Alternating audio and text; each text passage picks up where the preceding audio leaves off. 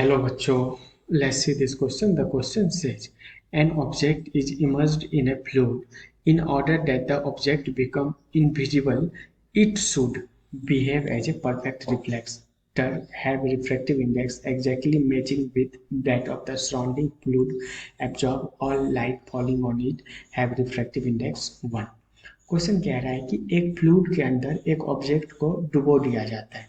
ठीक है, अगर हमको कुछ ऐसा क्या करें रिफ्रैक्टिव इंडेक्स के अंदर ताकि वो ऑब्जेक्ट हमें दिखाई नहीं दे, इनविजिबल हो जाए। एक बार फिर से बताते हैं, एक ऑब्जेक्ट को एक फ्लूइड के अंदर डुबो दिया जाता है, तो ऑब्जेक्ट का रिफ्रैक्टिव इंडेक्स क्या होना चाहिए ताकि वो ऑब्जेक्ट इनविजिबल हो जाए। ठीक है, तो बेसिकली रिफ्रैक्टिव इंडेक्स अपने को बताना है। तो पहले इसका की कॉन्सेप्ट समझते हैं। कोई भी ऑब्जेक्ट अपने को विजिबल कैसे होता है। ये मान लेते हैं कि कोई एक ऑब्जेक्ट है। ठीक है, ये कोई ऑब्जेक्ट है और ये लाइट का रे पड़ रहा है इस पर। ये लाइट का रे आया और हमारा यहाँ कहीं आँख है। ठीक है, ये हमारा आँख हो गया, ये लाइट का रे हो गया और ये क्या है, ये है ऑब्जेक्ट।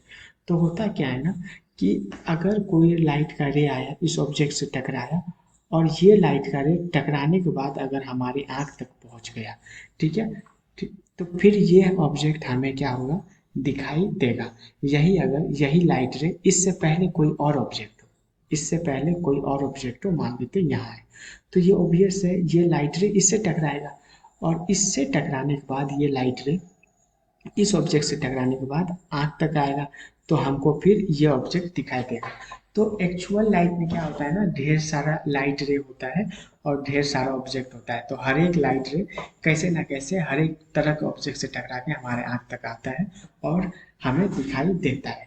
मतलब कि ऑब्जेक्ट से लाइट रे जब रिफ्लेक्ट होकर हमारे आँख तक पहुँचता है, तो उस रिफ्लेक्शन के कारण हमें वो ऑब्जेक्ट दिखाई देता है। इसका की कॉन्सेप्ट ये आ गया। अब क्वेश्चन में कह रहा है कि ऑब्जेक्ट का रिफ्रैक्टिव इंडेक्स क्या हो ताकि ये क्या हो जाए, इनविजिबल हो। अब मानो कि कुछ ऐसा करते अपन, कुछ ऐसा करते ताकि ये जो लाइट रे है रिफ्लेक्ट नहीं हो, डायरेक्ट ऐसा क्या हो, चले जाता रहे, मतलब रुके नहीं, सीधा चले जाता रहे। तो हमारा आँख तो रहेगा यहाँ और ये लाइट रे इधर कहीं चला जाएगा तो दिखाई तो देगा नहीं। तो इसके लिए क्या करते हैं ना, यहाँ पे कॉन्सेप्ट आता है लॉ ऑफ रिफ्रैक्शन का। लॉ ऑफ रिफ्रैक्शन में क्या होता है कि अगर किसी दो मीडियम का रिफ्रैक्टिव इंडेक्स डिफरेंट है, ठीक है, तो वो रे क्या होगा, बेंड कर जाएगा। ये मान लो कि ये मीडियम 1 है और ये मीडियम 2 है। ठीक है, अगर इसका रिफ्रैक्टिव इंडेक्स n2 है और इसका रिफ्रैक्टिव इंडेक्स n1 है और कोई लाइट रे आया इस तरह से और ये क्या हो जाएगा, बेंड कर जाएगा। मतलब अगर ये I है और ये R है तो I nought is equal to R होगा।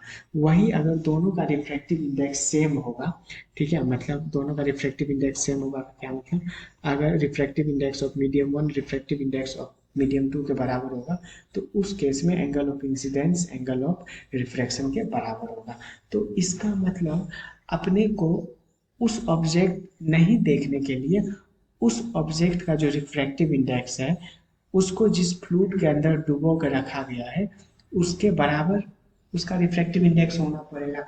तभी तो कोई लाइट रे आएगा और वो रिफ्रैक्ट नहीं करेगा, वो मतलब अनडेविएटेड सीधा चला जाएगा, तो आँख से दिखाई नहीं देगा। तो इसका क्या आ जाएगा आंसर, इसका आंसर आ जाएगा object must have, object must have must have exactly the same refractive index, exactly the same refractive index, same refractive index of fluid, refractive index of fluid.